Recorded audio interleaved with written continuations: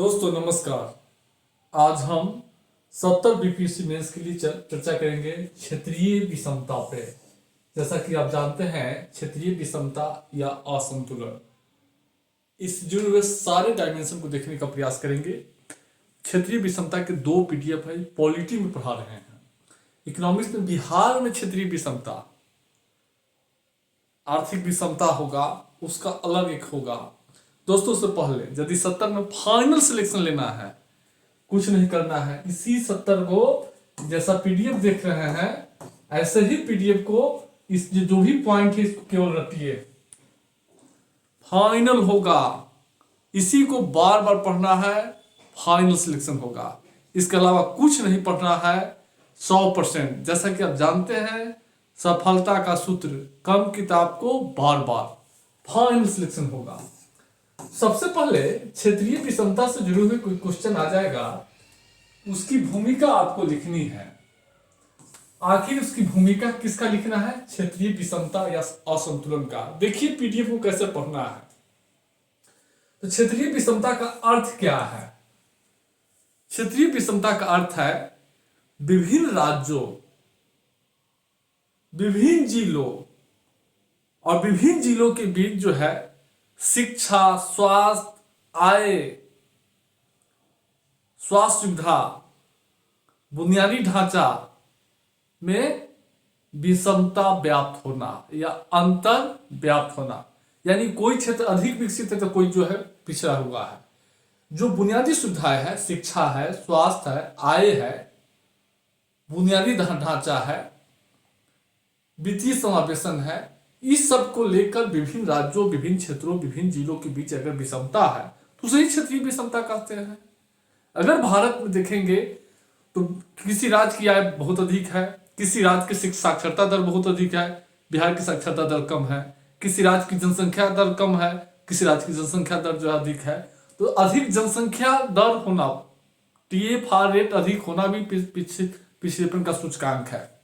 नीति आयोग के बहुआयामी गरीबी सूचकांक 2023 के अनुसार आप देखते होंगे विभिन्न राज्यों के बीच शिक्षा, स्वास्थ्य और आय स्तर को लेकर, आय स्तर में जो है काफी विभिन्नता व्याप्त है। नीति आयोग के सतत विकास सूचकांक में देखेंगे तो विभिन्न राज्यों की बीच विषमता व्याप्त है।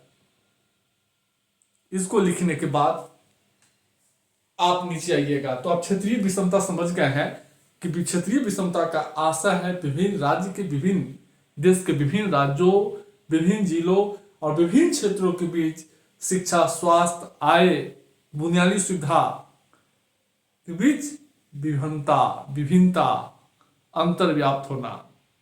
तर्क दे दीजिए। नीति आयोग के बहुआयामी गरीबी सूचकांक के अनुसार विभिन्न राज्यों के बीच जो है गरीबी के अनुपात में अंतर है, शिक्षा, स्वास्थ्य, आय स्तर में पर्याप्त विभिन्नता व्याप्त है। नीति आयोग के सतत विकास सूचकांक के अनुसार देखेंगे तो विभिन्न राज्यों के बीच जो है शिक्षा, स्वास्थ्य, बैंकिंग सुविधा, प्रति व्यक्ति आय, बुनियादी सुविधा में अंतर व्याप्त है। तो यह लिखने के बाद अब इसकी कोई भी क्वेश्चन आ जाएगा तो इसकी भूमिका जो लिखा हुआ है उसको याद कीजिएगा। भूमिका पीडीएफ में लिखा हुआ है लेकिन हम पीडीएफ पूरा नहीं ओपन करेंगे, केवल डायग्राम बताएंगे। तो यह स्थिति है। अब हम लोग असली देखेंगे क्षेत्रीय विषमता के क्या कारण है। जैसा कि आप देख रहे हैं कारण, एक कारण है। अब कारण में कितने पॉइंट है? सामाजिक कारण, औपनिवेशिक कारण, राजनीतिक कारण, भौगोलिक कारण, आर्थिक कारण में जो है इतने कारण है। अब इस पूरे कारण को डायग्राम से ही आपको सीधे सीधे रखना है। अब हम चर्चा को आगे बढ़ाते हैं, सामाजिक कारण देखेंगे। सामाजिक कारण में जो है हम शुरू करेंगे। अब क्षेत्रीय विषमता के सामाजिक कारण क्या है, एक बार देख लेंगे सारा समझ में आ जाएगा। सबसे बड़ा सामाजिक कारण जनसंख्या वृद्धि। जैसा कि जानते होंगे कि क्षेत्रीय विषमता में जनसंख्या वृद्धि बहुत बड़ा कारण है। अब मान लीजिए जिस राज्य की जनसंख्या अधिक होती है वहां के संसाधनों पर दबाव पड़ता है, संसाधनों पर दबाव पड़ता है। जिस राज्य की जनसंख्या कम होती है उसके पास जो है बुनियादी सुविधाओं पर खर्च करने के लिए उसके पास वो अपने संसाधन की तुलना में जो है संसाधन का मैनेज कर पाते हैं। जहां जनसंख्या अधिक होगा, मान लीजिए बिहार में जनसंख्या अधिक है, तो जनसंख्या अधिक है तो राज्य को जो है शिक्षा, स्वास्थ्य पर भी अधिक खर्च करना पड़ता है। जहाँ जनसंख्या कम है वहाँ शिक्षा स्वास्थ्य पर भी कम ही खर्च करेगा, फिर भी जो संसाधन बचेगा वो संसाधन क्या करेगा, बुनियादी सुविधाओं में, निवेश में, औद्योगिकरण में जो है खर्च करेगा। तो क्षेत्रीय विषमता का कारण है जनसंख्या वृद्धि। जनसंख्या में वृद्धि के कारण जो है राज्य के सीमित संसाधनों पर दबाव पड़ता है और साथ ही साथ उस राज्य को उपभोग व्यय में वृद्धि होती है। उपभोग कंजप्शन व्यय में, यानी शिक्षा, स्वास्थ्य, जो सामाजिक सुरक्षा पर अधिक खर्च करना पड़ता है, जिससे वो पिछड़ा ही रह जाता है। और दूसरी बात कि अधिक जनसंख्या के कारण जो है शिक्षा स्वास्थ्य पर भी अधिक खर्च नहीं कर पाता है, क्योंकि उसके पास संसाधन की कमी रहती है। तो शिक्षा, स्वास्थ्य, बुनियादी सुविधा पर अगर अधिक खर्च नहीं करेंगे तो पिछड़ेपन दूर नहीं होगा। तो जनसंख्या में वृद्धि बहुत बड़ा कारण है। अगर आपको आगे व्याख्या नहीं करने आएगा तो जनसंख्या में वृद्धि लिख के छोड़ दीजिएगा आंसर में। सामाजिक संस्था का वर्चस्व। आप देखिए भारत के पिछड़ेपन में, भारत के विभिन्न राज्यों के बीच जो है जो पिछड़े क्षेत्रीय विषमता है, उसमें कहीं न कहीं सामाजिक संस्था जैसे जाति व्यवस्था, उसका भी बहुत बड़ा रोल है। जाति व्यवस्था के कारण क्या होता है, सामाजिक प्रगति में बाधा पहुंचती है। वेलफेयर प्लान्स जो है, जो सरकारी योजना के क्रियान्वयन में जो है चुनौती पैदा होती है।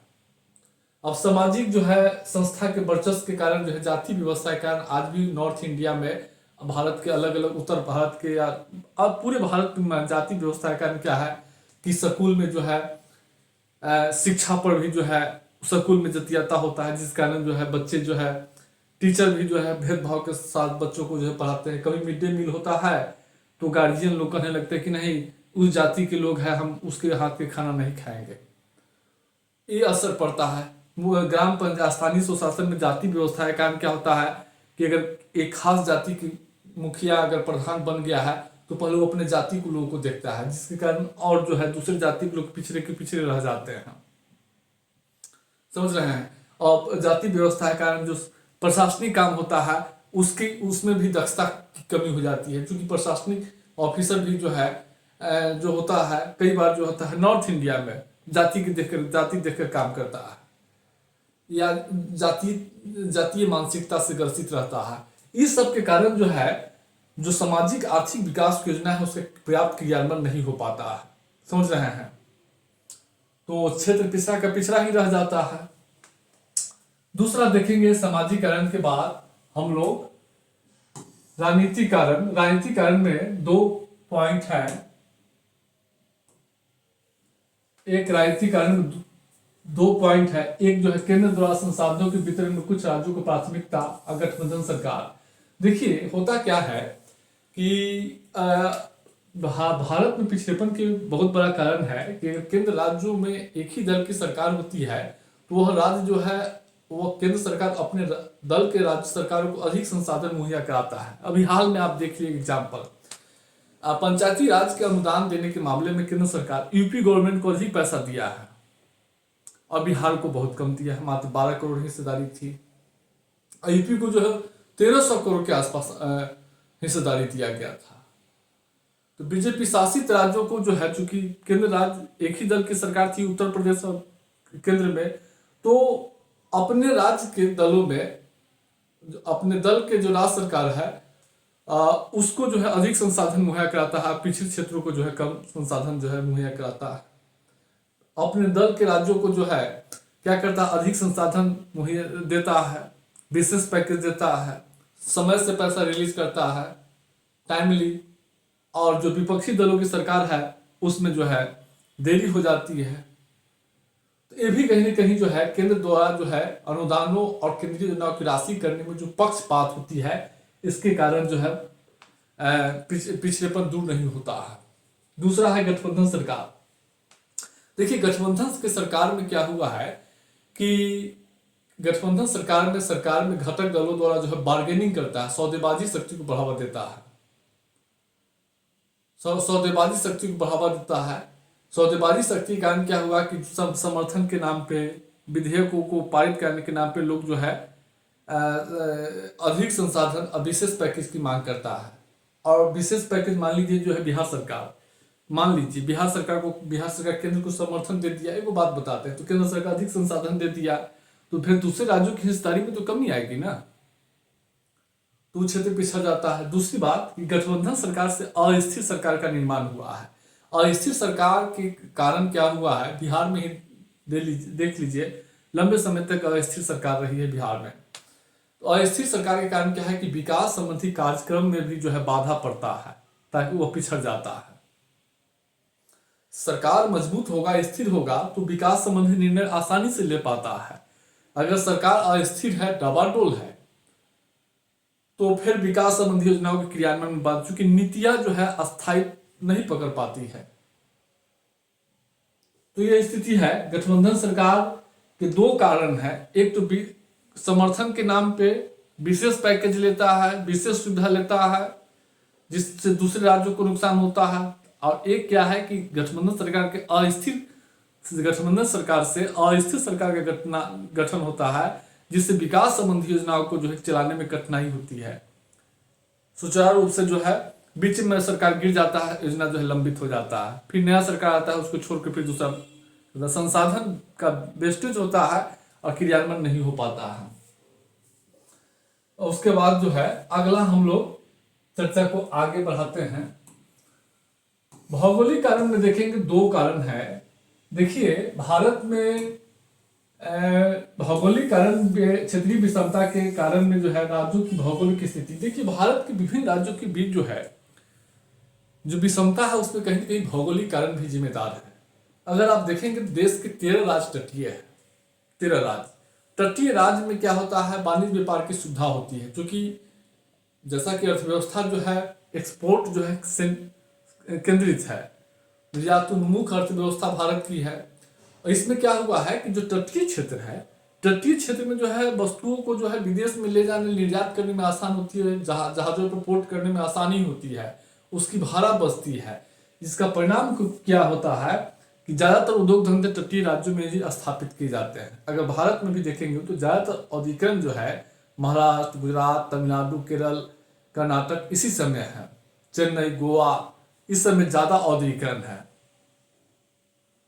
औद्योगिकरण जो है तटीय क्षेत्र के आसपास, उस क्षेत्र का विकास हो जाता है।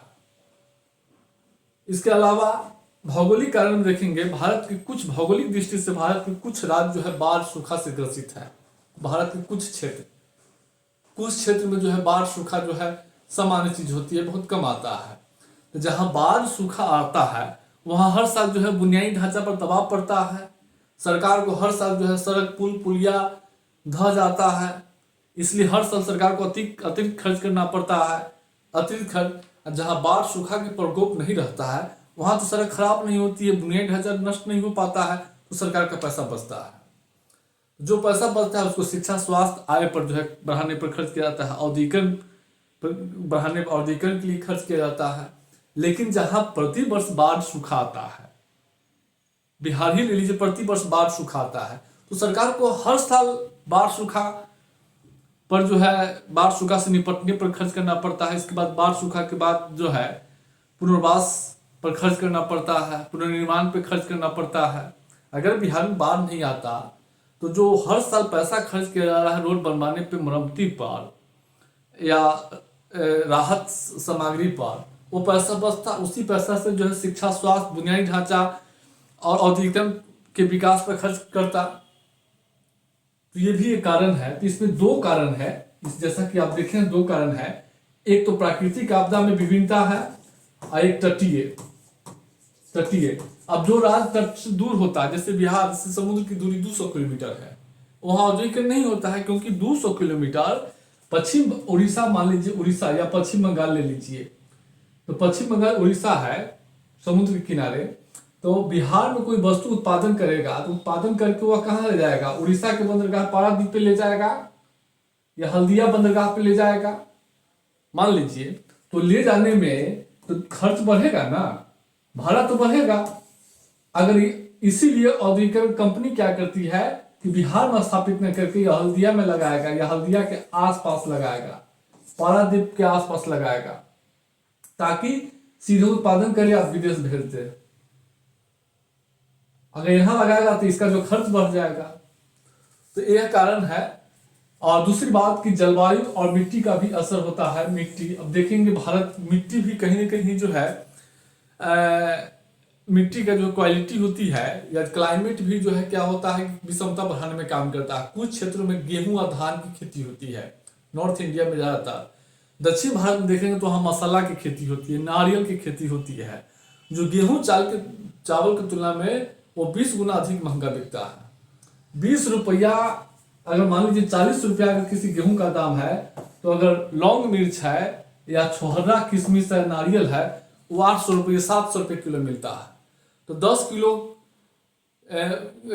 किलो जो है इलायची का दाम जोड़ लीजिए और 10 किलो गेहूं का दाम जोड़ लीजिए, दोनों में बहुत अंतर होगा। यही कारण है कि वहाँ की किसान समृद्ध है, समझ रहे हैं। तो कहीं ना कहीं क्लाइमेट का भी असर है। कहीं सेब का खेती होती है हिमाचल प्रदेश पे, तो वहाँ के किसान जो है 1 कुंटल सेब बेचकर वो 500 रुपया कमाएगा। लेकिन वही 1 कुंटल जो है यहाँ बिहार के किसान या उत्तर प्रदेश के किसान जो है 1 कुंटल गेहूं बेचेगा तो उसको 2,000 रुपये प्राप्त होगा। 3,000 तो अधिक उसको प्राप्त हुआ। तो कहीं ना कहीं जो है जलवायु, मिट्टी भी जो है बहुत बड़ा जो है कारण है, राज्यों की भौगोलिक स्थिति। अब हम लोग अगला चीज देखेंगे, आर्थिक कारण देखेंगे। आर्थिक कारण में कई ऐसे कारण है, हम देखेंगे। सबसे बड़ा कारण क्या है? हरित क्रांति। देखिए, हरित क्रांति के कारण क्षेत्रीय विषमता बढ़ा है। हरित क्रांति के कारण हम देश खाद्यान्न के निर्भर मामले में आत्मनिर्भर हो गया। लेकिन आप जैसा कि जानते हैं कि हरित क्रांति का प्रभाव देश के सीमित क्षेत्र पर पड़ा है। पश्चिमी उत्तर प्रदेश, हरियाणा, पंजाब, बाकी क्षेत्रों में किसान जो है पर असर नहीं पड़ा, और बाकी क्षेत्रों में असर पड़ा भी तो बड़े किसानों पे, छोटे किसानों पर इसका असर नहीं पड़ा है। तो हरित क्रांति के कारण क्या हुआ? चूंकि हरित क्रांति में उन्नत किस्म के बीज, सिंचाई, मशीनरी, उर्वरक का खेल था। संयुक्त पैकेज था जिसमें सिंचाई भी था, बीज भी था, उन्नत किस्म के बीज, टेक्नोलॉजी था, मशीनीकरण था, उर्वरक था।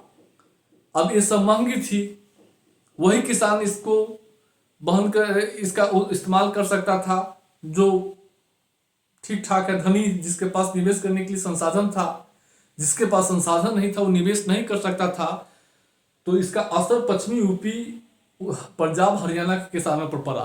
पंजाब हरियाणा के किसान के पास जो है पहले से संसाधन था, वो निवेश करने की स्थिति में था, उर्वरक खरीदने की स्थिति में था, बीज खरीदने की स्थिति में था, सिंचाई सुविधा पर अधिक खर्च करने की स्थिति में था। तो जिसका लाभ उसको मिला, बड़े किसानों को। और बिहार और पूर्वांचल के किसान, देश के अन्य राज्यों के किसान जो है अपेक्षाकृत जो है उसके पास संसाधन नहीं थी, वो निवेश नहीं कर सका। जिसका परिणाम क्या हुआ कि पश्चिमी पंजाब, हरियाणा, पश्चिमी उत्तर प्रदेश के किसान क्षेत्र अधिक विकसित हो गया और बाकी क्षेत्र जो है पिछड़ा के पिछड़ा ही रह गया। हरित क्रांति। उसके बाद दूसरा है संघीय वित्त का झुकाव विकसित राज्यों की ओर। अगर आप देखेंगे पूरे योजना अवधि में देखेंगे तो केंद्र से जो संसाधनों का जो बंटवारा था उसमें सबसे अधिक झुकाव जो है विकसित राज्यों की ओर रहा है। महाराष्ट्र की ओर रहा है, हरियाणा की ओर रहा है, पंजाब की ओर रहा है, तमिलनाडु, कर्नाटक। इस समय जो है अधिक जो है केंद्र से वित्त आयोग के माध्यम से जो संसाधनों का आवंटन होता है, उस समय सबसे अधिक आवंटन योजना आयोग की सिफारिश पर होता था। 2/3 आवंटन जो है देखेंगे केंद्र से योजना आयोग की सिफारिश पर किया गया था। तो पूरी योजना अवधि में संघीय वित्त जो है का झुकाव किधर था? विकसित राज्यों की ओर। जिसका परिणाम क्या हुआ कि पिछड़ा राज्य जो है पिछड़ ही गया। वाणिज्यिक बैंकों की साख नीति भी बहुत बड़ा जी। भारत में पिछड़ेपन के लाने में, भारत के विभिन्न राज्यों के बीच जो है पिछड़ेपन को बढ़ावा देने में वाणिज्यिक बैंकों की साख नीति भी बहुत बड़ी जिम्मेदार है। जो कॉमर्शियल बैंक है, स्टेट बैंक है, पंजाब नेशनल बैंक है, यूनियन बैंक है, बैंक ऑफ बड़ौदा, ये सब कहीं ना कहीं भारत में पिछड़ेपन को बढ़ावा दिया है। इसका एक होता है ऋण जमा अनुपात। ऋण जमा अनुपात जो होता है,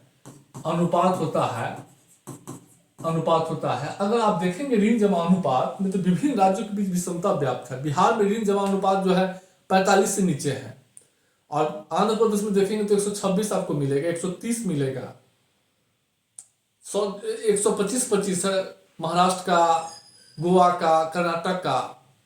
यानी बिहार में अगर 45 से नीचे है, 42 के आसपास है, 42 का, हम ये डाटा जो बताएंगे, नया डाटा इसमें इस्तेमाल करना है। कौन डाटा? अभी सर्वे जो इस साल का आएगा उसका, इसलिए हम एग्जैक्ट पुराना डाटा नहीं बोल रहे हैं, नया डाटा हम लिख कर भेजेंगे। तो अगर मान लीजिए बिहार का कुछ समय पहले 36 था, 36 से बताते हैं, पीडीएफ में 36 लिखा है, जो कि 36 20 21 22 का था।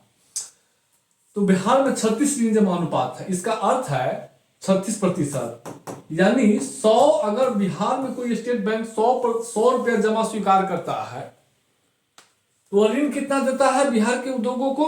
36 रुपया। और आंध्र प्रदेश, कर्नाटक, महाराष्ट्र में कितना है? 125, 115, 120, यानी वहां जमा अगर 100 रुपया करता है तो ऋण देता है 125 रुपया। जमा अगर आंध्र प्रदेश में 100 रुपया कर रहा है तो वहां ऋण देगा 125। कर्नाटक में अगर 115 रुपया 100 रुपया जमा स्वीकार कर रहा है तो ऋण देगा 115, यानी उससे ज्यादा। बिहार में जो 100 रुपया जमा स्वीकार करता है बैंक, तो 36 रुपया देता है, जो बचा वह कहां देता है? विकसित राज्यों के व्यापारियों को, उद्योगपतियों को, कि आप कारोबार कीजिए। जिसका परिणाम क्या होता है कि पिछले क्षेत्रों से पूंजी का पलायन हो जाता है, वह पूंजी विकसित राज्यों में चला जाता है, विकसित राज्यों के व्यापारियों के पास, उद्योगपतियों के पास, और वही जो है वाणिज्य, व्यापार, उद्योग धंधों का विस्तार करता है, बढ़ाता है, निवेश करता है, जिससे क्या होता है? वहां के लोगों को रोजगार मिलता है। रोजगार मिलता है तो वह रोजगार से क्या होता है? शिक्षा, स्वास्थ्य पर खर्च करता है। आर्थिक समृद्धि का लाभ जो है आपको कैसे मिलेगा? रोजगार के माध्यम से मिलेगा। आर्थिक समृद्धि से रोजगार का सृजन होता है, जिससे लोगों की आय बढ़ती है। आय बढ़ेगा, पैसा होगा तो बढ़िया से खाइएगा, बढ़िया पहनिएगा, बढ़िया चलिएगा।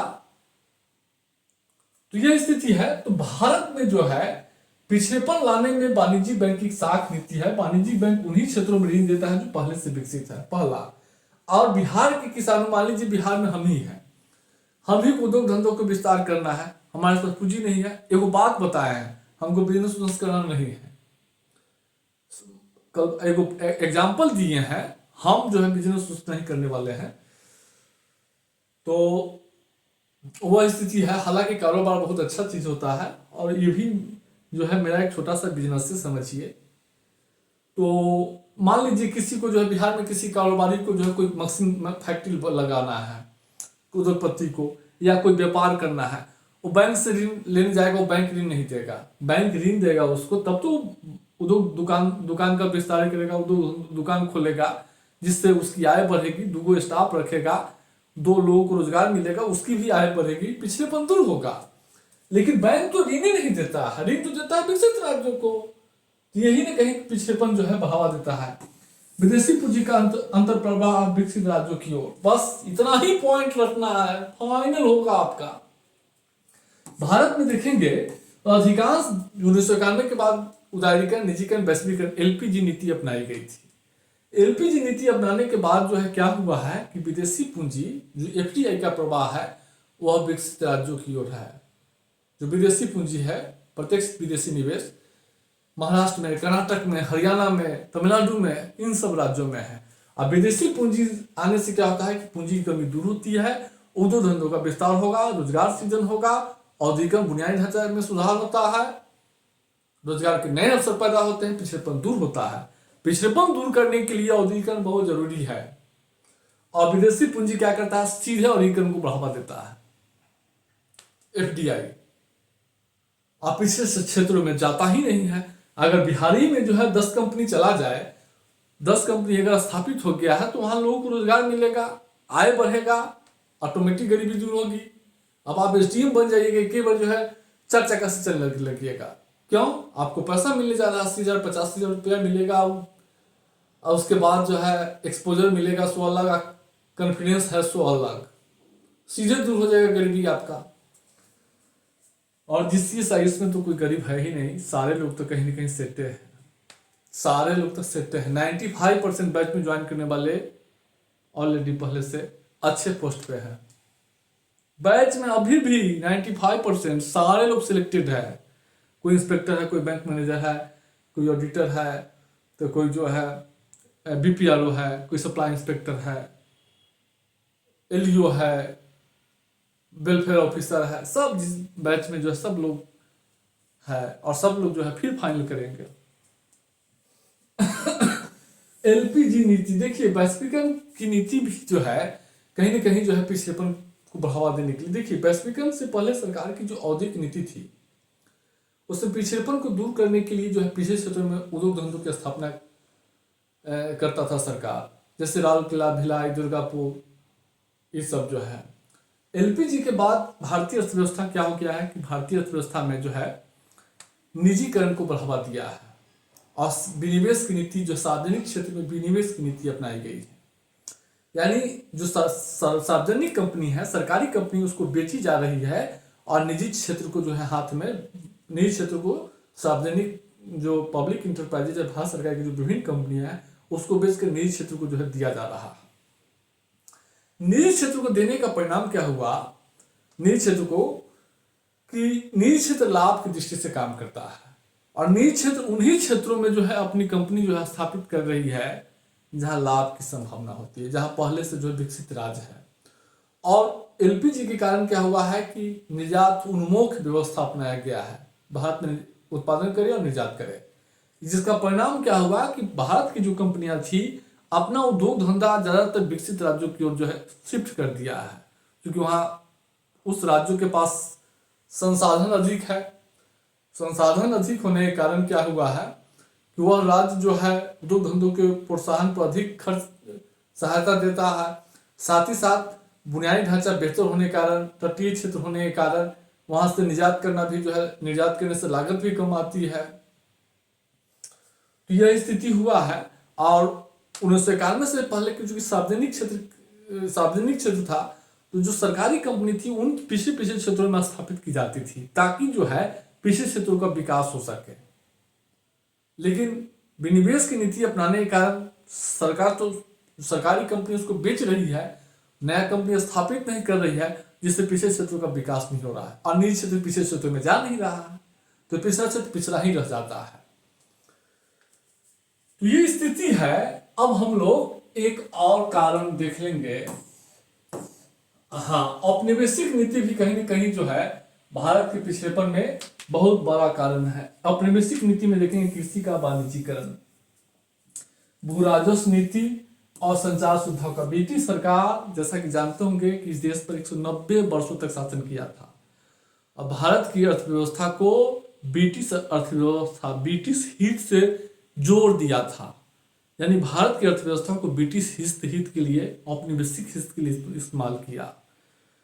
अब ब्रिटिश सरकार क्या किया कि कृषि का वाणिज्यीकरण, कृषि के वाणिज्यीकरण को बढ़ावा दिया। अब कृषि के वाणिज्यीकरण के कारण क्या हुआ कि उन क्षेत्रों की फसलों को बढ़ावा दे दिया, उन क्षेत्रों के कृषि उत्पादन को बढ़ावा दिया जिसमें लाभ की संभावना थी। जैसे पंजाब में, महाराष्ट्र में कपास उत्पादक क्षेत्र काफी विकसित हो गया। गुजरात में गन्ना उत्पादक क्षेत्रों का आप कुछ क्षेत्रों को छोड़ दिया। जैसे दक्षिण भारत में मसाला का था, तो वहां पर अधिक से अधिक चाय की खेती, कहवा की खेती, मसाला की खेती, गन्ना की खेती, कपास की खेती को बढ़ावा दिया, जिससे वहाँ के किसान भी, वहाँ के वह क्षेत्र भी विकसित हो गया। उसके साथ साथ उस क्षेत्र में बंदरगाह स्थापित किए गए, सड़क निर्माण किया गया। इस सबसे जो है वह क्षेत्र विकसित हो गया। बाकी क्षेत्र में जो है ऐसे ही छोड़ दिया गया। इससे दो क्षेत्रों के बीच विषमता बढ़ा। भू राजस्व नीति, ब्रिटिश सरकार जो है, जैसा कि आप जानते होंगे, भारत में 3 प्रकार के भूमि बंदोबस्त नीति अपनाई थी। महलबारी, अस्थाई, रैतबारी। जो अस्थाई बंदोबस्त है वो ज्यादा शोषणकारी था। हालांकि शोषणकारी तीनों था, लेकिन अस्थाई बंदोबस्त सर्वाधिक शोषणकारी था। यह बिहार, पूर्वी यूपी और बंगाल में अपनाया गया था, जिसका परिणाम क्या हुआ कि चूंकि इसमें बिचौलिया था, यह बिचौलिया जो है ग्रामीण ऋणग्रस्तता को, ग्रामीण पिछड़ेपन को बढ़ावा दिया था। इसलिए आज बिहार के ग्रामीण क्षेत्र काफी पिछड़ा हुआ है, ये अस्थाई बंदोबस्त नीति के कारण ही। और संचार सुविधा का विकास भी, ब्रिटिश सरकार अपने, चूंकि भारत की अर्थव्यवस्था को ब्रिटिश हित से जोड़ दिया था, उन्हीं क्षेत्रों में संचार सुविधा का विकास किया जिस क्षेत्र में जो है उसको लाभ की संभावना थी, और बाकी क्षेत्र को छोड़ दिया गया। इसलिए जिस क्षेत्र में संचार सुविधाओं का विकास किया गया था वह क्षेत्र विकसित हो गया, बाकी क्षेत्र पिछड़ गया। तो ये कहीं ना कहीं ब्रिटिश सरकार की औपनिवेशिक आर्थिक नीति भी भारत में पिछड़ेपन के सबसे बड़ा कारण, बहुत बड़ा कारण है। अब हम लोग आगे चर्चा करेंगे इस पिछड़ेपन का क्या असर है। इस पिछड़ेपन के कारण में प्रभाव में देखिए कितना बेस्ट बनाया गया है। आप देख रहे हैं पीडीएफ, हम केवल पॉइंट बताएंगे, बस इसको जो है देखना है और नीचे इसका डिस्क्रिप्शन है उसको थोड़ा सा देखिएगा। सामाजिक कारण देखेंगे, सामाजिक कारण में देखिएगा अगर मान लीजिए क्षेत्रीय विषमता का कारण क्या होता है कि जो क्षेत्र विकसित है, मान लीजिए महाराष्ट्र विकसित है, महाराष्ट्र विकसित है और बिहार क्या है, पिछड़ा हुआ है। बिहार पिछड़ा है, बिहार में शिक्षा स्वास्थ्य आय स्तर बहुत का नीचा है, महाराष्ट्र में बहुत ऊपर है। तो क्या होता है, बिहार से प्रवासन होता है, प्रवासन होता है बिहार से, हर राज्य में प्रवासन होता है। भारत पिछड़ा है तो भारत से प्रवासन कहाँ होगा, America, England, Mauritius, Maldives. Maldives में तो रहने नहीं जाता है लेकिन अमेरिका में, ब्रिटेन में जाता है लोग। आय विषमता, पिछड़ेपन होगा तो विषमता और बढ़ेगी, और विषमता बढ़ेगी। इसलिए देखेंगे कुछ राज्यों की आय बहुत ज्यादा है, बिहार से 7 गुना 10 गुना अधिक है, कुछ राज्यों की जो है बहुत कम है। सामाजिक संस्था, जो क्षेत्र पिछड़ा होता है, शिक्षा की कमी होती है, वहां जाति, जात पात, धर्म को बहुत बोलबाला है। नॉर्थ इंडिया में देख रहे हैं जाति धर्म पूरी तरीके से हावी है। क्यों, यहाँ के लोग में ऐसे ही है, सोच में कोई बदलाव नहीं आया है, कोई सोच में बदलाव नहीं है। आदमी पढ़ाई लिखाई करता है एक समझ विकसित करने के लिए, लेकिन वही जो है पारंपरिक जो पढ़ा लिखा नहीं है वो जो है जातीय धर्म की बात करता है, और आप बीए पास करके और ऑफिसर बन के वही जातीयता धर्म की बात करेगा। इसको क्या कह सकते हैं, इसको हम समझदारी नहीं बोलते हैं, कोई समझदारी नहीं है। क्योंकि आप तटस्थ न्यूट्रल होकर देखिए नहीं, लोग न्यूट्रल है ही नहीं, लोग तटस्थ नहीं है। अगर आप मार्केट में देखेंगे लोग तटस्थ नहीं है, हम तो देख रहे हैं ना। हर आदमी जो है, तो पिछले क्षेत्रों में जो है क्या होता है कि जाति धर्म का बोलबाला रहता है, ये सबको बढ़ता है। यही कारण है कि राजनीति में देख रहे हैं आज धर्म जाति नाच रहा है, नाच रहा है धर्म जाति। इस दोनों से किसी का कल्याण होने वाला नहीं है, किसी के कल्याण होने वाला नहीं है। कल्याण तो पढ़ाई लिखाई से ही होगा, मेहनत करने से ही होगा। धर्म जाति से किसी का कल्याण नहीं होने वाला है, वो और गर्त में चला जाएगा। और पिछले क्षेत्रों में जो है जनसंख्या में वृद्धि, देखिए जनसंख्या में वृद्धि होती है जो, जैसा कि अगर क्षेत्र पिछड़ा हुआ है तो क्या होता है, लोग जो है अधिक से अधिक बच्चे जो है की चाहत रखते हैं। कई कारणों से अपनी गरीबी को, बच्चे जो है अधिक से अधिक बच्चे की चाहत रखते हैं। 2-3 कारण है। एक तो पिछले क्षेत्रों में अंधविश्वास अधिक रहता है, तो कुछ सामाजिक संस्कार जो है, जैसे कि मरने के बाद पुत्र द्वारा ही आग लेना है, फिर वंश कैसे बढ़ेगा, पुत्र ही बढ़ाएगा, ये भी जो है बेटी की चाहत भी है। दूसरा एक कारण और है कि पिछले क्षेत्रों के लोग जो है ये मानते हैं कि बेटा को मानते हैं आर्थिक सहारा, भविष्य का जो है सहारा मानते हैं। अगर 4 को बच्चा पैदा कर देंगे तो चारों जो है कमा कर लाएगा ही, 55 हजार लाएगा तो 20 हजार आ जाएगा, एगो रहेगा तो 5,000 लाएगा। तो अधिक बच्चा, इसलिए जनसंख्या वृद्धि करते हैं। और शिक्षा स्वास्थ्य की कमी कारण जागरूकता की कमी होती है। आरक्षण की मांग, पिछले क्षेत्रों में आरक्षण की मांग तेज होती है। बिहार में देखिए आरक्षण की मांग बढ़ रही थी, झारखंड में देखेंगे तो हमेशा जो है आरक्षण की मांग जो है होती है, यूपी में देखेंगे तो हमेशा मांग होती है। क्योंकि पिछड़ेपन के कारण अपने और अधिक से अधिक सुविधा चाहता है। महिलाओं के स्वास्थ्य और शिक्षा पर, पिछले क्षेत्रों में महिला के स्वास्थ्य और शिक्षा पर दबाव पड़ता है। कहिए क्या, कैसे दबाव पड़ता है? तो बिहार के पुरुष जो है कहाँ चला जाता है, महाराष्ट्र में चला गया, और बिहार में महिला रह गया। अब महिला को क्या है, घर भी संभालना है, बाहर भी संभालना है। अगर छोटी मोटी खेत उत है उसको भी देखना है, घर को भी मैनेज करना है, महिला पर अधिक दबाव पड़ता है, उसका शिक्षा स्वास्थ्य पर असर पड़ता है। यह स्थिति है। उसके बाद हम लोग आगे चर्चा करेंगे, पर्यावरण पर प्रभाव देखेंगे क्या पड़ता है। पर्यावरण प्रभाव, मलिन बस्तियों का विकास होता है। जो प्रवास देखते हैं शहरों में मलिन बस्तियों का विकास, जो पिछड़े क्षेत्रों से लोग शहरी क्षेत्रों में प्लान करते हैं, ये क्या करते हैं, शहरी क्षेत्रों के आसपास मलिन बस्ती में रहते हैं। हर शहर के किनारे बाहर एक मलिन बस्ती होगा, जो शहर में क्या कर खाना बनाने वाला रहता है, झाड़ू पोछा, साफ सफाई, स्वीपर, मतलब जितने भी शहर के जो है काम है सहायक का, वो सब जो है मलिन बस्ती में रहने वाले लोग करते हैं। क्योंकि उनकी आय कम होती है और पलायन कर गए हैं, अब रोजगार नहीं मिलता है खाना बनाने में या गाड़ी धोने में या ड्राइविंग के काम, ये सब जो है करते हैं। आई मलिन बस्ती का जो है विकास हो जाता है। इस मलिन बस्ती से क्या होता है, शहरी पर्यावरण पर असर पड़ता है। उसके बाद जलवायु परिवर्तन भी होता है। अब जो है पिछड़े क्षेत्रों में क्या होता है, अगर क्षेत्र पिछड़ा हुआ है तो वह स्वच्छ ईंधन का इस्तेमाल कम करेगा। स्वच्छ ईंधन का इस्तेमाल कम करता है तो क्या करेगा, उपले, ईख, जो कृषि अपशिष्ट है, ईख है, गेहूं है, पुआल है, इससे खाना बनाएगा।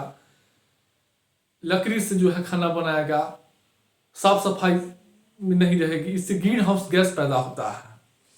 और ग्रीन हाउस, जो कि मान लीजिए लकड़ी पर खाना बनाएगा तो लकड़ी जलेगा तो कार्बन डाइऑक्साइड उत्पन्न होगा ना, तो कार्बन डाइऑक्साइड उत्पन्न होगा, ग्रीन हाउस गैस पैदा होती है, आप प्रदूषण में वृद्धि होता है। तो यह स्थिति है। अब हम लोग देखेंगे आर्थिक प्रभाव। आर्थिक प्रभाव में, आर्थिक प्रभाव देखेंगे संसाधनों पर असर। सबसे पहले संसाधनों पर असर पड़ेगा। क्षेत्र पिछड़ा हुआ है, जनसंख्या का दबाव अधिक होगा तो संसाधनों पर दबाव पड़ेगा। दूसरा, जनरल लाभांश, क्षेत्र पिछड़ा होगा तो कौशल विकास पर खर्च करने के लिए पैसा नहीं होगा। जैसा कि बिहार पिछड़ा हुआ है, उसके पास क्या है, वह राज्य के युवाओं को उपयुक्त कौशल ज्ञान के लिए सरकार के पास संसाधन की कमी है, जिसके कारण क्या होता है कि राज्य की जनसंख्या, जो युवा जनसंख्या, वह सही रह जाता है, उसका यूटिलाइजेशन अर्थव्यवस्था में नहीं हो पाता है। क्यों? क्योंकि उस पास आवश्यक तकनीकी जो व्यवसायिक ज्ञान चाहिए, जो कौशल चाहिए, उसके पास होता नहीं है, तो जनरल लाभांश से वंचित हो जाता है अर्थव्यवस्था। आर्थिक समृद्धि पर, अगर क्षेत्र पिछड़ा हुआ है तो मांग कम होगा। अगर मान लीजिए क्षेत्र पिछड़ा है तो साबुन पर खर्च, साबुन, सरफ, चरवा कपड़ा नहीं पहनेगा, चप्पल नहीं लेकेगा, गाड़ी नहीं खरीदेगा, मोटरसाइकिल नहीं खरीदेगा, पंखा नहीं लगेगा, फ्रिज नहीं रखेगा, टेलीविजन नहीं रखेगा, कंजप्शन ही नहीं करेगा, जिससे क्या होगा, आर्थिक समृद्धि जो है असर पड़ता है। अर्थव्यवस्था में समृद्धि, आर्थिक विकास आर्थिक समृद्धि कब होता है, जब वस्तु सेवा खरीदेंगे तभी तो उत्पादन होगा तभी तो जो है अर्थव्यवस्था बढ़ेगा। यह खरीदने के लोगों के पास पैसा ही नहीं होता है, परचेजिंग पावर ही नहीं है। बिहार में उद्योगपति क्यों नहीं जाता है, एक कारण ये भी है कि वहां की जो क्रय क्षमता जो है कम है, यानी लोगों के पास पैसा ही नहीं है कार खरीदने के लिए, मोटरसाइकिल खरीदने के लिए, फ्रिज खरीदने के लिए, वॉशिंग मशीन खरीदने के लिए, एप्पल के मोबाइल खरीदने के लिए, 4 को जींस पहनने के लिए। अब 2 को जींस रखे हैं, 3 को जींस रखे हैं, उसी से काम चला रहे हैं, तो कैसे होगा। तो ये स्थिति है। राजकोषीय खाता में वृद्धि होती है। अब पिछले क्षेत्रों में क्या होता है कि सरकार को शिक्षा, स्वास्थ्य पर, वेतन पर अधिक खर्च करना पड़ता है, सामाजिक सुरक्षा पर, क्योंकि जनसंख्या अधिक होती है, जिसके कारण क्या होता है कि सरकार कर्ज लेकर जो है शिक्षा, स्वास्थ्य पर खर्च करेगी, जिससे जो है राजकोषीय घाटा में वृद्धि होती है, सरकारी कर्ज में वृद्धि होती है। राजकोषीय घाटा में वृद्धि का अर्थ है कर्ज में वृद्धि, ऋण में वृद्धि। अब हम लोग आगे चर्चा करेंगे। चलिए अब राजनीतिक प्रभाव में देखेंगे, राजनीतिक प्रभाव भी है। अब राजनीतिक प्रभाव में क्षेत्रीय विषमता, कई राजनीतिक प्रभाव है, जैसे सौदेबाजी शक्ति को बढ़ावा मिलता है। कई सौदेबाजी शक्ति को कैसे बढ़ावा मिलता है, हमेशा पिछले क्षेत्रों के नेता ही विशेष पैकेज के नाम पे, समर्थन के नाम पे, विधेयकों पर समर्थन के नाम पे, सरकार को बाहर से समर्थन के नाम पे वो सौदेबाजी करता है विशेष पैकेज का। अभी बिहार सरकार विशेष राज्य के दर्जा के नाम पे क्या कर रहा है, सौदेबाजी कर रहा था कुछ समय पहले केंद्र सरकार से। आंध्र प्रदेश के पूर्व मुख्यमंत्री चंद्रबाबू नायडू 1000 करोड़ रुपया मांग रहा था भारत सरकार से, सौदेबाजी कर रहा था। तो इससे और राजनीति में क्या होता है कि सौदेबाजी शक्ति को हम हमेशा पिछले क्षेत्रों के, अब मान लीजिए बिहार में मुकेश सहनी, मान लीजिए मुकेश सहनी अगर किस का क्षेत्र है तो अपने क्षेत्र के नेता क्या करता है कि अपने क्षेत्र के विकास के लिए जो राज्य के मुखिया है उससे सौदेबाजी करता है, आप हमको दीजिए तो हम देंगे आपको। केंद्र राज्य में तनाव पैदा होता है अगर पिछड़ा क्षेत्र है, क्षेत्रीय विषमता के कारण विभिन्न राज्यों विषमता है, जो पिछड़ा क्षेत्र है वह क्या करता है, पिछड़े क्षेत्र और केंद्र के बीच तनाव पैदा होता है। क्यों? अनुदान को लेकर, अधिक सुविधा को लेकर। उसके बाद क्षेत्रवाद को प्रोत्साहन मिलता है। अब क्षेत्रवाद को कैसे प्रोत्साहन मिलता है आप देखेंगे, क्षेत्रवाद को प्रोत्साहन जो है कई कारणों से मिलता है। एक तो जो है संसाधन की कमी रहती है, रोजगार के अवसर सीमित रहते हैं, बेरोजगारी अधिक रहता है पिछले क्षेत्रों में, तो क्या करता है लोग जो है नौकरी में आरक्षण को लेकर, नदी जल को लेकर, समझ रहे हैं, क्षेत्रवाद को बढ़ावा देता है। अभी देखिए बिहार में शिक्षक की नियुक्ति में बिहार के सारे लोग का कहना है कि यूपी के लोग बिहार में ना आए। क्यों? क्योंकि मेरा रोजगार छीन के ले जा रहा है, क्योंकि वहां रोजगार के अवसर सीमित है, यहाँ के लोगों को मिलना चाहिए, क्षेत्रवाद को बढ़ावा मिलता है। पिछले क्षेत्रों के कारण क्या होता है, अगर क्षेत्र का विकास नहीं हुआ तो उससे कहता है कि नया राज्य बना दीजिए। बिहार में मिथिलांचल, सीमांचल, पूर्वांचल, उत्तर प्रदेश में, महाराष्ट्र में विदर्भ, क्योंकि उसका विकास नहीं हुआ है, कहता है कि नया राज्य बनेगा तो विकास होगा। झारखंड का विकास निर्माण क्यों हुआ?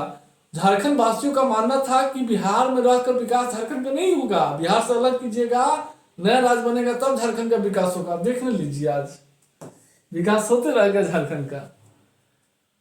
क्षेत्रीय दलों के उदय कारण पिछले क्षेत्र में क्षेत्रीय दल अधिक पैदा होते हैं। क्यों? पिछले क्षेत्र के नेता जो है पिछले क्षेत्रों के विकास का नारा देकर लोगों की भावनात्मक रूप से क्या करता है, आकर्षित करता है, बाद में दल बना लेता है। उसके बाद राज्यों के बीच तनाव होता है। क्षेत्रीय अगर क्षेत्र पिछड़ा हुआ है, अगर एक क्षेत्र पिछड़ा हुआ है, दूसरा क्षेत्र विकसित है, विभिन्न राज्यों के बीच तनाव पैदा होगा। कभी नदी जल को लेकर, कभी ऑक्सीजन आपूर्ति को लेकर, कभी नौकरी को लेकर, निजी क्षेत्र में नौकरी के आरक्षण को लेकर, लोकतंत्र के क्रियान्वयन में बाधा। देखिए अगर क्षेत्र पिछड़ा हुआ है तो वहां मतदान प्रतिशत कम होगा। इसके पीछे सबसे बड़ा कारण है कि लोग जो है राजनीति में भी उतनी इंटरेस्ट नहीं रखते हैं। इसके पीछे कारण है बिहार अपवाद है। इसके पीछे कारण है कि वो अपना मुख्य ध्यान जो है आर्थिक भरण पोषण पर करता है, इसलिए उसको राजनीति में इतना दिलचस्पी नहीं रखता है। लेकिन बिहार अपवाद है, बिहार पिछड़ा होने के बावजूद भी पूरे देश में राजनीति में सबसे ज्यादा दिलचस्पी रखता है, सबसे ज्यादा। क्योंकि हम भी बिहार के हैं, तो मेरी भी इंटरेस्टिंग राजनीति में बहुत ज्यादा है।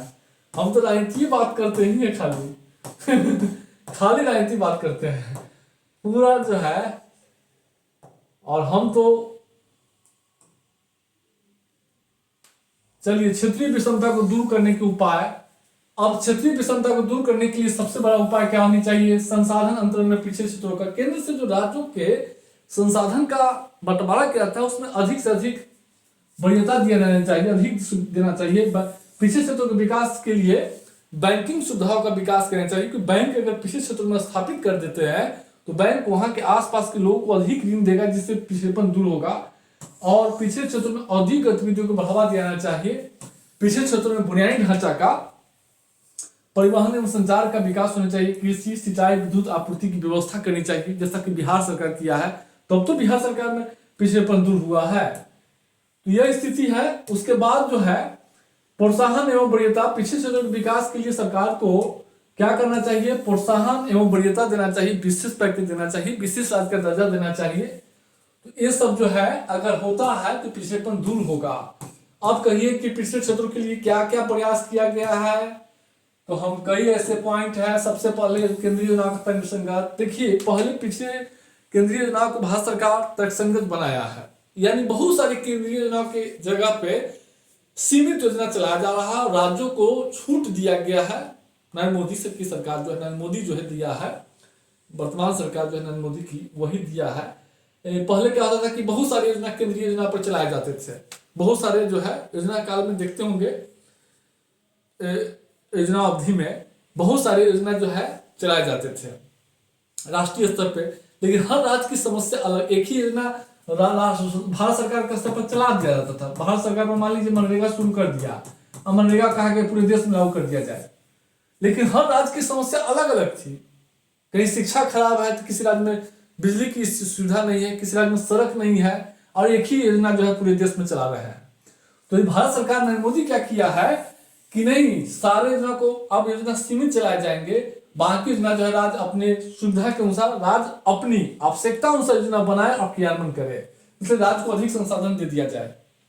यही कारण है कि वित्त आयोग जो है, वित्त आयोग क्या किया है, 2014 में वित्त आयोग 13वें वित्त आयोग 32% अंतरण की सिफारिश किया था, ये कर दिया 42%। 15वें वित्त आयोग कर दिया 41%, 1% जम्मू कश्मीर को, 42% ये भी किया है, यानी अधिक राशि दे दिया, योजना कम कर दिया। अब राज्य जो है अपने अनुसार जो है पिछड़ेपन दूर करे। दूसरा, आकांक्षी जिला कार्यक्रम, यह 115 जिलों में देश के सर्वाधिक पिछड़े 115 जिलों में इस योजना को क्रियान्वयन किया जा रहा है। नीति आयोग द्वारा इसका क्रियान्वयन किया जा रहा है। इस योजना के तहत 115 जिलों के पिछड़ेपन को दूर करने के लिए शिक्षा, स्वास्थ्य, बैंकिंग सुविधा, कृषि, बुनियादी ढांचा के विकास जो है पर जोर दिया जा रहा है। नीति आयोग जो है पिछड़ेपन को दूर करने के लिए विभिन्न राज्यों के बीच, विभिन्न जिलों के बीच जो है स्वास्थ्य सूचकांक, शिक्षा सूचकांक, वाणिज्य सूचकांक, स्वच्छता सूचकांक, ये सब जो है जारी करता है, ताकि राज्यों के बीच प्रतिस्पर्धा होकर वो पिछड़ेपन दूर कर सके। भारत सरकार विशेष राष्ट्र की दर्जा की नीति भी पिछड़ेपन को दूर करने के लिए लागू किया हुआ है। इसके तहत क्या होता है कि जो केंद्र से जो सहायता दिया जाता है वो 90% अनुदान के रूप में, 10% जो है ऋण के रूप में दिया जाता है। वैसे जो है ऐसी स्थिति अलग है, विपरीत है। तो इससे क्या होता है कि पिछड़ेपन दूर करने के लिए राज्यों के पास अधिक पैसा आ जाता है, राज्य अपना जो है अपने सुविधा के अनुसार जो है खर्च करता है, पिछड़ेपन दूर करता है। उसके बाद जो है समावेशी विकास जो है, भारत सरकार समावेशी विकास के लिए देखेंगे, हमेशा बजट में समावेशी विकास का लक्ष्य रखा है। बजट में 12वीं पंचवर्षीय योजना में समावेशी विकास, 11वीं पंचवर्षीय योजना में, समझ रहे हैं। उसके बाद माइक्रो प्लानिंग के लिए 73वां 74वां संविधान संशोधन पारित किया हुआ है। अब 73वां संविधान जो है स्थानीय स्तर पर, गांव के स्तर पे, छोटे छोटे कस्बों के स्तर पर योजना बनाई जाती है और उस योजना को इम्प्लीमेंटेशन की जाती है 73वां 74वां संविधान संशोधन के तहत। इससे पिछड़ेपन दूर होगा। मिशन परिवार विकास, यह योजना जो है देश के सर्वाधिक जनसंख्या वृद्धि वाले जिलों में जनसंख्या कम करने के लिए लाया गया है। उसके बाद क्षेत्रीय नियोजन है, इसके लिए कई स्कीम है, पूर्ववर्ती क्षेत्र विकास, सागरमाला कार्यक्रम, कई योजना जो है क्रियान्वयन किया गया, पिछड़े क्षेत्र अनुदान निधि, ये सब जो है पिछड़े क्षेत्रों के विकास के लिए जो है चलाए गए हैं। तो कई ऐसे उपाय जो है आप देख रहे हैं, जैसा कि आप देखे हैं। अब हो गया, इधर जो कंटेंट है तो आप इसको देखिएगा, बार बार समझ में आ जाएगा।